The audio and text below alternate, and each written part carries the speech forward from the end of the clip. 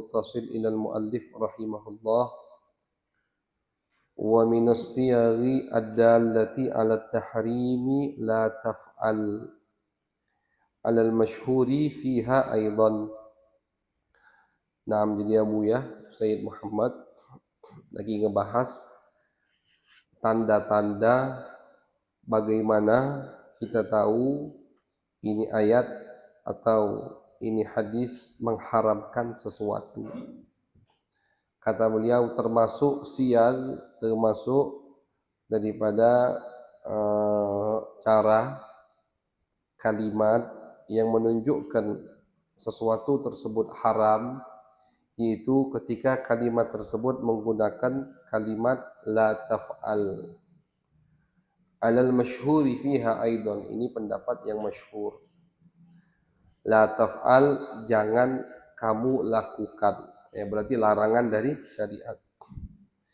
Wala taqrabu malal yatim, contohnya. Jangan kamu mendekati harta anak yatim. La ta'kulur riba, jangan kalian makan makanan yang berbau riba. Nah, itu termasuk tanda perbuatan tersebut diharamkan oleh Allah. Wa min dzalik, termasuk juga tanda atau kalimat yang menunjukkan perbuatan tersebut diharamkan oleh Allah, fi'lul amri ad-dalli ala talabil kaf. Allah memerintahkan kita untuk meninggalkan perbuatan tersebut. Jadi kalau yang tadi di awal larangan jelas, jangan kamu mendekati harta anak yatim. Diawali dengan jangan, la. Itu nahi, larangan itu artinya. Ada juga caranya Allah memerintahkan kita melakukan sebaliknya. Seperti wadaru zahiral ismi wa batinah. Kata Allah, wadaru, tinggalkan. Cuman kan fi'ilnya, lafadznya amr bukan nahi, dengan perintah. Kata perintah dari Allah. Tinggalkan kan kata perintah. Tinggalkan perbuatan dosa baik yang tampak atau yang tidak tampak. Ini termasuk metode Al-Quran mengharamkan sesuatu. Malam yadulla dalilun ala anna nahya lil irsyadi wa nahwi. Tentunya ini kalau tidak ada qarinah, tidak ada dalil lain yang menunjukkan larangan tersebut bukan untuk pengharaman, tapi hanya lil irsyad, hanya untuk anjuran. Nah, jadi terkadang fi'il kalimat yang menunjukkan kata larangan itu artinya maksudnya bukan haram, tapi hanya tidak dianjurkan. Ya, contoh, la tashrab wa anta qaimun, atau la yabulanna, hadis tadi, la yabulanna ahadukum wa huwa qaimun. Kan diawali dengan la. Jangan, ini tidak ada di kitabnya. Jangan di antara kalian ada yang buang air kecil dalam keadaan berdiri. Nah, orang kalau yang tidak paham ngomongnya, oh berarti kencing berdiri haram. Kenapa haram? Karena diawali dengan la, jangan, larangan dari Nabi. Nah, jadi kalau kita pengen ringkas, tidak semua larangan dari Nabi itu haram. Gitu. Tidak semua kalimat larangan dari Nabi, tidak semua kalimat larangan dari Al-Quran pasti haram, tidak. Belum tentu itu haram. Memang yang masyhur haram selagi tidak ada dalil, selagi tidak ada qarinah. Qarinah itu embel-embel ya, atau tanda-tanda yang memalingkan atau yang menunjukkan makna tersebut bukan haram. Ya, apa bedanya la taqrabus zina sama la yabulanna ahadukum wa huwa qaimun? Sama saja dari dilalahnya. Allah dalam Al-Quran ngomong la taqrabu az-zina, jangan kalian mendekati perbuatan zina. Sama hadis tadi, Nabi ngomong, jangan kalian kencing dalam keadaan berdiri. Sama-sama jangan, sama-sama larangan. Kenapa kita katakan di awal zina haram, dan kita katakan yang kedua, kencing berdiri makruh, tidak haram. Padahal kalau dari segi kalimat, sama-sama larangan. Nabi, Allah melarang zina, Nabi melarang kencing berdiri. Sama-sama ada jangan. Tapi kenapa yang pertama haram, yang kedua makruh? Karena yang kedua ada dalil lain. Dalil lain tadi menunjukkan, membuktikan, mengarahkan kita, maksud larangan Nabi ini ternyata bukan haram, melainkan makruh. Nabi hanya tidak menganjurkan. Nah, inilah bukti ketika ingin memahami hadis Nabi, kita butuh mengumpulkan semua riwayat yang berkaitan dengan hadis tersebut. Ini perkataan Imam Ahmad bin Hanbal. Kata Imam Ahmad bin Hanbal, kita tidak akan bisa memahami satu hadis sampai kita kumpulkan semua riwayat yang berkaitan dengan hadis tersebut. Nabi melarang kencing berdiri. Cari dulu semua berkaitan dengan Nabi yang berkaitan dengan baul, dengan buang air kencil Nabi. Kumpulkan semua. Baru kita bisa natijah menghasilkan hukum kencing berdiri haram atau makruh. Maka tidak cukup tahu satu dalil, tahu satu hadis, tahu satu ayat, langsung kita terapkan ke semua, kita fatwakan. Tidak bisa. Makanya kenapa kita harus mengikuti ulama? Karena mereka lah yang menguasai semua hadis Nabi. Ketika dicek sama ulama, Nabi ngelarang kencing berdiri. Tapi ternyata ada riwayat sahih, Nabi pernah kencing berdiri. Sahih riwayatnya. Kalau riwayatnya dhaif, bisa dikatakan oh itu dhaif, tidak bisa menentang riwayat yang sahih. Ini sama-sama sahih. Nabi pernah kencing berdiri. Tidak mungkin sesuatu diharamkan sama Nabi, tapi beliau melakukannya. Tidak mungkin. Nabi itu kalau mengharamkan sesuatu, beliau orang pertama yang meninggalkan perbuatan tersebut. Tidak mungkin Nabi melakukan yang haram. Oh, berarti Nabi melarang kencing berdiri, kemudian Nabi kencing berdiri untuk menunjukkan hukum tadi, bahwasannya kencing berdiri tidak haram, melainkan makruh. Kenapa Nabi melakukan? Oh, berarti Nabi melakukan sesuatu yang makruh? Tidak. Untuk Nabi itu tidak makruh. Untuk kita makruh. Untuk kita makruh. Untuk Nabi tidak makruh. Biar segar dikit. Syukran. Kenapa untuk Nabi tidak makruh? Karena itu memang tugas beliau. Beliau itu musyarri, bahkan wajib untuk Nabi. Hukumnya wajib. Jadi Nabi, buang air kecil berdiri wajib untuk beliau. Lil bayan, untuk menjelaskan kepada umat. Nabi melarang minum berdiri, tapi Nabi pernah minum berdiri. Tidak boleh orang, Nabi tidak konsisten, astagfirullah. Atau Nabi tidak mengamalkan yang beliau fatwakan. Tidak. Nabi minum berdiri karena ada alasan tertentu. Untuk menjelaskan ke umat, minum berdiri hukumnya tidak haram. Karena aku minum berdiri. Kalau haram, tidak mungkin aku minum berdiri. Berarti minum berdirinya Nabi wajib. Termasuk dari bagian at-tabligh, menyampaikan syariat Allah kepada umat.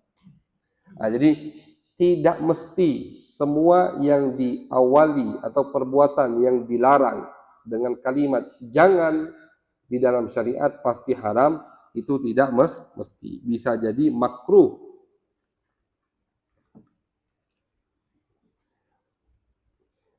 Wa min dalika, termasuk daripada asyal,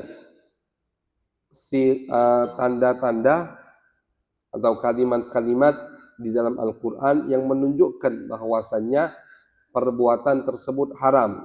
Nafyul bir anil fi'li. Allah menafikan kebaikan dari perbuatan tersebut. Allah menafikan kebaikan dari perbuatan tersebut. Oh, berarti apa? Ya berarti perbuatan tersebut tidak baik, sama dengan haram begitu. Allah menafikan kebaikan dari perbuatan tersebut. Berarti perbuatan tersebut bukan perbuatan yang baik, sama dengan haram. Contoh, walaisal birru bi an ta'tul buyuta min duhuriha. Kata Allah, bukan termasuk perbuatan baik kalian mendatangi al-buyut. Apa maksudnya min duhuriha sini? Nah, kita buka tafsir dulu sebentar. Ini Al-Quran soalnya.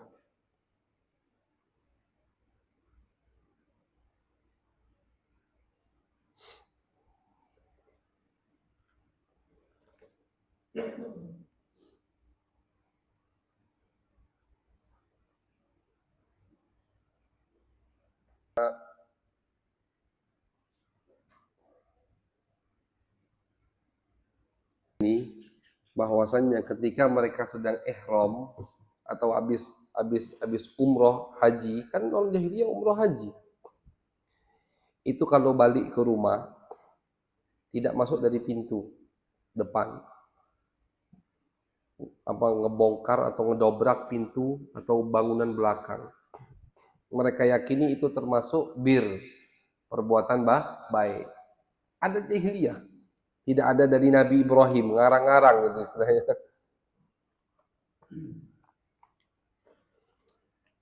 Kata Allah, walakinnal birra man ittaqa. Yang baik itu adalah orang yang bertakwa. Itu perbuatan baik. Nah, wa nafyil khair juga termasuk contoh dari bagaimana Allah ketika ingin mengharamkan sesuatu, la khaira, tidak ada kebaikan. Berarti kalau tidak ada kebaikan, ya tidak baik perbuatan tersebut. Tidak baik, sama dengan haram.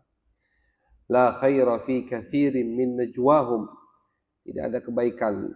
Omongan mereka itu banyak tidak baiknya. Nah, gitu. Wa min dzalika nafyul fi'li li'anna al-ma'duma syar'an kal ma'dumi hissan la tudarra walidatum biwaladiha. Termasuk daripada ketika Allah ingin mengharamkan sesuatu, Allah menafikan perbuatan tersebut. Nafyul fi'li. Allah menafikan perbuatan tersebut. Karena sesuatu makdum, sesuatu yang tidak dianggap oleh syariat, berarti tidak boleh dilakukan. Syariat tidak menganggap, syariat mentiadakan, tidak menganggap satu perbuatan artinya haram begitu. Artinya haram, tidak boleh dilakukan. La tudarra walidatum biwaladiha, tidak boleh ibu itu diganggu atau terganggu oleh anaknya. Bukan, tidak ada. Bukan tidak boleh. Kalau tidak boleh berarti jelas haramnya di situ. Tidak. Allah mengatakan tidak ada. Tidak ada anak yang mengganggu ibunya. Ada tidak anak yang mengganggu ibu? Banyak.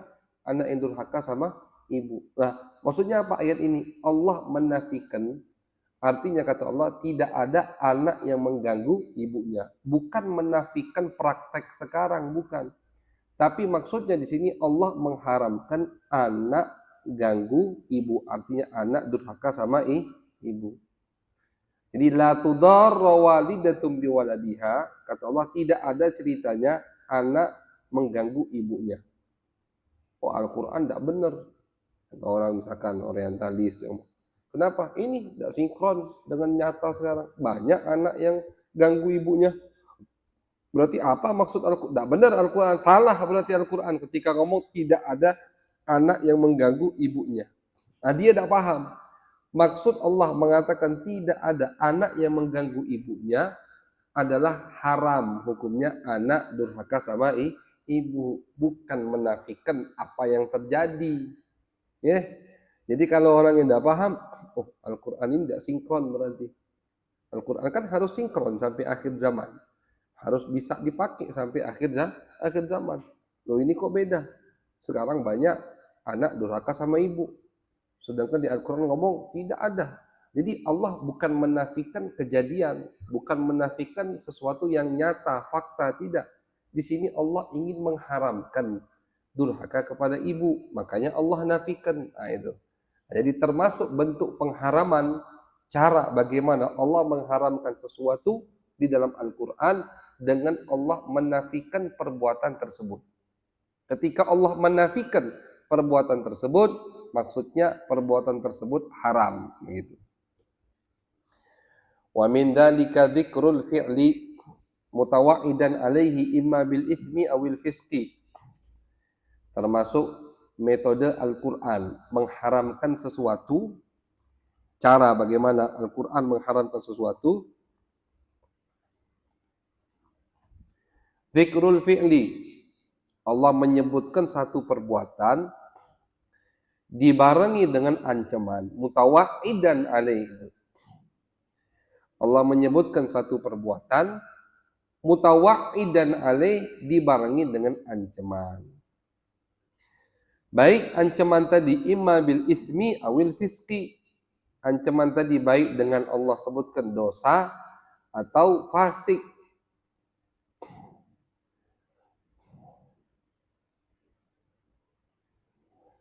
Nah, itu termasuk pengharaman. Jadi ketika Allah menyebutkan satu perbuatan, habis itu Allah ngomong, yang melakukan ini berarti kena dosa, ya haram kan berarti. Atau yang melakukan ini jadi fasik, berarti Contoh, qul fihi ma ithmun kabir wa manafi'un linnas yas'alunaka 'anil khamri wal maisir. Qul fihi ma ithmun kabir. Nah, berarti dosa haram, mabuk dan judi. Faman baddalahu ba'dama sami'ahu fa innama ithmuhu 'alal ladzina yubaddiluna. Barang siapa yang menggonta-ganti ayat-ayat suci Allah setelah mereka mendengarnya, maka dosanya untuk yang menggonta-ganti ayat tersebut. Nah, berarti haram karena Allah nisbatkan dia melakukan perbuatan dosa. Qala ta'ala wa may yaf'al dzalika yalqa athama. Barang siapa yang melakukan itu dia akan mendapatkan dosa. Berarti haram perbuatan tersebut. Qala ta'ala dzalikum fisik. Jika Allah menyebutkan satu perbuatan, kata Allah perbuatan tersebut adalah perbuatan fisik, ya arti yang melakukannya bakal jadi fasik, berarti perbuatan tersebut haram. Wa minhu al-la'n.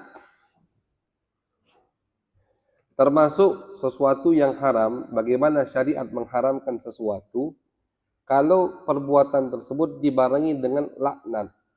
Contoh hadis Sahih Muslim, Inna Rasulullah sallallahu alaihi wasallam, Nabi la'ana, melaknat. Man ittakhadha syai'an fihi ruh gharadan. Barang siapa yang menjadikan sesuatu sebagai tujuan. Jadi begini, menjadikan target yang bernyawa. Orang latihan memanah, latihan nembak. Targetnya makhluk Allah yang bernyawa, itu dilaknat sama Nabi. Tidak boleh. Tidak boleh jadi latihan tembak ayam. Tidak boleh. Targetnya itu yang bernyawa, dilaknat sama Nabi. Orang itu memanah, targetnya ayam. Berburu boleh. Yang berburu boleh, buru ayam, kalau ayam liar, bukan ayam kampung. Ayam liar, misalkan burung-burung, kijang, boleh berburu dengan panah, dengan tembakan, bahkan dengan anjing yang sudah dilatih pun boleh kan begitu. Ini tidak, bukan berburu, ayamnya, burungnya diikat sama dia, cuma dijadikan sasaran untuk latihan. Nah, itu maksudnya hadis Nabi, Nabi laknat orang tersebut. Oh, berarti kalau Nabi laknat dosa. Bahkan bukan hanya haram, bisa jadi termasuk daripada golongan dosa besar. Yang dilaknat sama Allah, yang dilaknat sama Nabi, itu termasuk golongan dari dosa besar. Itu termasuk tanda perbuatan tersebut haram. Qala al-Hafidh, berkata al-Hafidh Ibn Hajar, wal la'nu min dalailit tahrim kama la yakhfa. Kata beliau, ketika syariat melaknat itu termasuk tanda-tanda perbuatan tersebut diharamkan.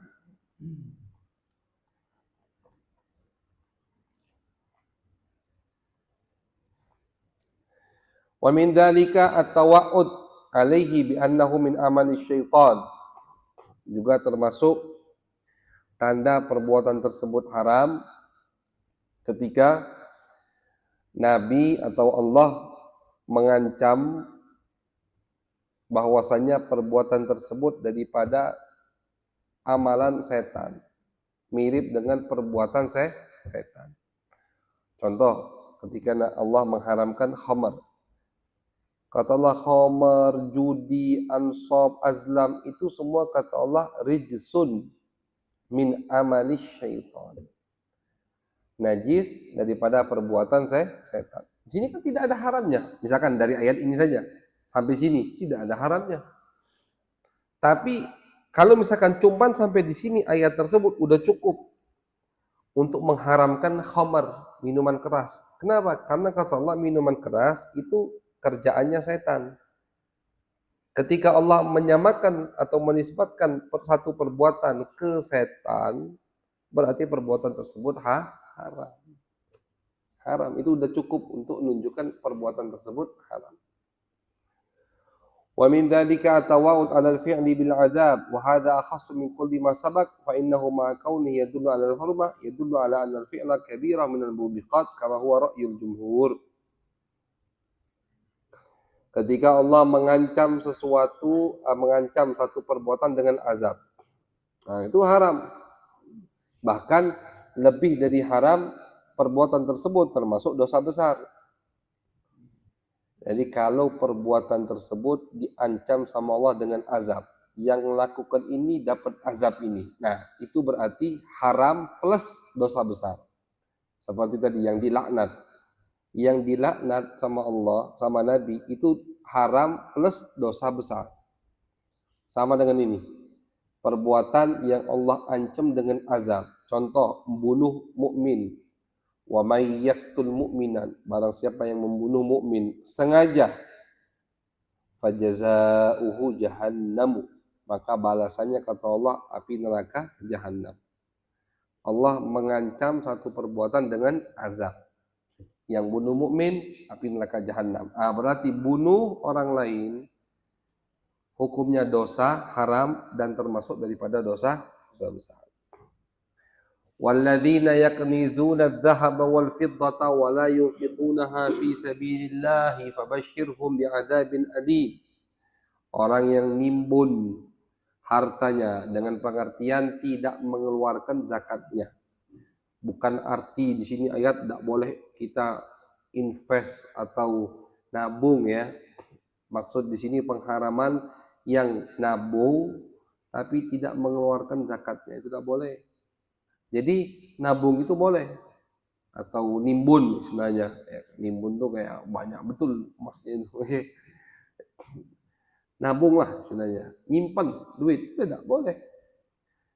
Dicela sama syariat? Tidak dicela. Selagi kalau wajib zakat dikeluarkan zakatnya. Kalau wajib zakat tidak dikeluarkan zakatnya, maka termasuk daripada kanaz nimbun yang diharamkan oleh syariat. Bahkan termasuk dosa besar. Kenapa? Fabashirhum bi'adzabin alim. Kata Allah, kasih mereka kabar gembira dengan mendapatkan azab yang sangat pedih. Ini kabar, bukan kabar gembira kan, ancaman. Cuman begitu cara Allah kadang menyampaikan ancaman terhadap kita. Ini kata Allah, yang nimbun wala yunfiqunaha, dia tidak mengeluarkan zakatnya, kasih kabar gembira menerima azab yang sangat pedih. Berarti nimbun harta tidak mengeluarkan zakatnya haram, termasuk dosa besar. Wabil jumlah, udah kata ya ringkasannya, innal ahkamal khamsah, hukum 5 yang kita sudah bahas, wajib, sunnah atau nadab, haram, makruh dan mubah, jawaz, lam yunassa fil kitab wa sunnah 'alaiha kama hiya fi kutubil fiqh. Hukum 5 tadi di Al-Qur'an dan di hadis itu tidak disebutkan seperti di kitab-kitab fikih, kata Buya. Ya tadi kan modelnya beda-beda. Allah misalkan menafikan kebaikan dari perbuatan tersebut, itu haram. atau Allah menisbatkan perbuatan kebaikan di perbuatan tersebut, berarti bisa jadi wajib atau mubah atau sunnah, kan begitu. Mubah tidak, sunnah bisa. Hanya dikata Abu ya di Al-Quran dan hadis, hukum 5 ini tidak mesti menggunakan kalimat haruma, aujaba, diharamkan, diwajibkan, ubiha, dimubahkan, nudiba, disunnahkan, kuriha, dimakruhkan, fi kulli mas'alatin. Jadi tidak setiap hukum haram pasti ada kalimat haram, tidak. Tidak setiap perbuatan yang wajib pasti Allah gunakan kalimat wajib, tidak. Puasa Allah gunakan kalimat wajib, kutiba alaikumusiyam. Allah gunakan kalimat kutiba itu kan artinya furido, diwajibkan pada kalian puasa. Kalau sholat tidak. Ada apa di Al-Quran? Allah bilang aujabtu alaikumus tidak, aqimus sholat, dirikan sholat, menggunakan fi'il amr. Nah, fi'il amr ini tapi menunjukkan pengertian wajib kita melakukan hal tersebut. Nah, jadi kata Buya di Al-Quran, hukum 5 itu tidak semuanya pakai kalimat 5 tersebut. Haram, wajib, sunnah, mubah, makruh, tidak. Wa innamal kitabu wa sunnah waradat fihi ma'asiyah ad-dalatu ala suhud awir ridha aw adamihima mantuqan aw mafhuman aw warada fi'luhu alaihi wasallam aw takriru. Tapi di dalam Al-Quran dan hadis Nabi Muhammad terkadang hukum-hukum itu diambil dari kalimat misalkan suhud, Allah murka. Ketika Allah wala yarda li ibadihil kufra, itu kan ayatnya. Allah tidak ridha hambanya memilih kafir, memilih kekafiran. Maksudnya Allah ya haram.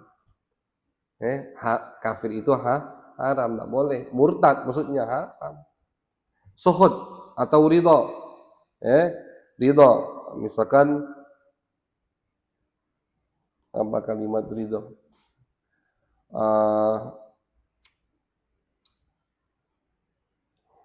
Radhiyallahu anhum wa radu'an, radhiyallahu anhum itu arti di sini Allah. Kebalikan dari suhud pokoknya. Kalimat yang menunjukkan Allah suka dari perbuatan tersebut berarti bisa jadi perbuatan tersebut wajib atau sunnah. Baik mantuqan, baik ridho atau tidak ridho tadi jelas disebutkan di dalam Al-Quran dan hadis, atau mafhuman atau hanya dari pemahaman saja. Oh, dipahami dari sini Allah tidak ridho berarti haram, dipahami di sini Allah ridho berarti wajib atau sunnah gitu. Aw warada fi'luhu alaihi salatu wassalam. Terkadang hukum 5 itu bisa diambil dari perbuatan Nabi. Ketika Nabi minum berdiri, buang air kecil berdiri, dipetik hukum dari situ. Kencing, minum berdiri, makruh. Itu kan dari perbuatan Nabi. Nabi tidak ngomong. Dari perbuatan Nabi.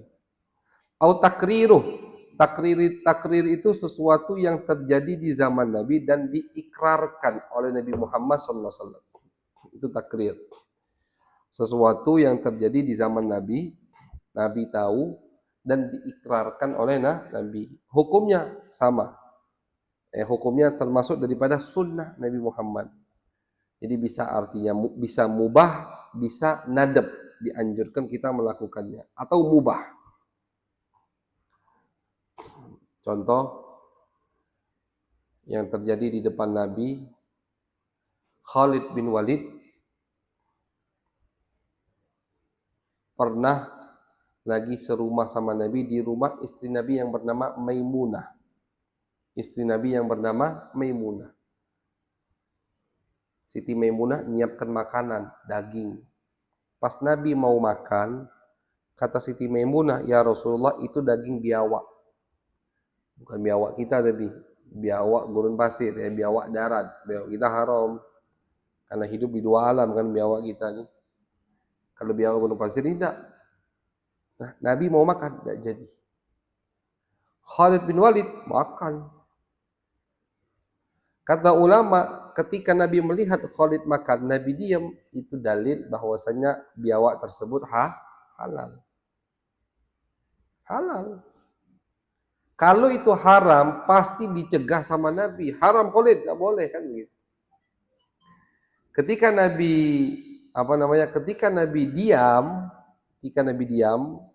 atas satu perbuatan, Nabi lihat atau Nabi mendengar, Nabi diam, itu berarti perbuatan tersebut paling tidak mubah. Tidak mungkin makruh, tidak mungkin haram. Kalau makruh atau haram pasti ada penjelasan dari Nabi Muhammad SAW. Setelah makan kata Khalid, ya Rasulullah, apakah ini haram? Tidak, kata Nabi. Atau ditanya, kenapa tidak antum makan ya Rasulullah? Aku tidak pernah makan ini, tidak biasa, kata Nabi. Jadi tidak nafsu, jadi bukan haram, makanlah, ada apa. Contoh lagi, sesuatu yang terjadi di zaman Nabi, Nabi tahu dan Nabi diam. Azal itu KB mandiri. Ya, ketika sperma mau keluar, dikeluarkan di luar rahim. Itu namanya azal, KB mandiri. Itu dari zaman Nabi. Sahabat Jabir mengatakan, hadis Bukhari Muslim, kunna na'zil wal Qur'anu yanzil. Kunna na'zil wal Qur'anu yanzil. Kata Jabir, kami sudah melakukan azal, KB mandiri, sedangkan Al-Quran masih turun. Maksudnya apa? Al-Quran masih turun. Nabi masih hidup. Kalau KB mandiri haram, pasti turun hukum dari Al-Quran atau dari Nabi. Ketika Nabi masih hidup, Nabi tahu apa yang terjadi di tengah sahabat, Nabi diam, berarti itu mubah, boleh hukumnya. Nah, dari situ ulama mengatakan, KB boleh tidak, kalau tidak permanen, ya, permanen bahasanya ya, atau di apa bahasa itu, yang dipotong itu, atau itu tidak boleh. KB permanen tidak boleh. Tapi KB program, ya pengen istirahat dulu, misalkan, baik dengan suntik atau spiral macam-macam sekarang kan, 5 tahun niat mau dibuka lagi, itu tidak apa-apa. Kecuali yang ada uzur. Kata dokter, inti kalau hamil lagi bahaya nyawa inti. Itu tidak apa-apa KB mandiri. KB permanen. Kata dokter, kamu jangan hamil lagi, bahaya. Nyawamu taruhannya. Itu boleh dia KB permanen. Tapi yang tidak ada apa-apa, sehat-sehat saja, tidak boleh KB permanen, haram. Itu bahasanya di kitab Ta'bidun Nasli. Ta'bid an-nasl, tidak boleh hukumnya. Memutus keturunan, yakni KB permanen, tidak boleh. Haram hukumnya, kecuali ada uzur. Nah ini contoh takrir. Nah, jadi sesuatu yang terjadi di zaman Nabi, Nabi tahu, Nabi diam, berarti perbuatan tersebut minimal mubah. Kalau tidak dikatakan sunnah. Kalau sunnah kan butuh dalil lagi. Minimal mubah. Nah ini semua kata Abuya termasuk daripada hukum yang dipetik sama ulama dari hadis baginda Nabi Muhammad dan dari ayat suci Al-Quran.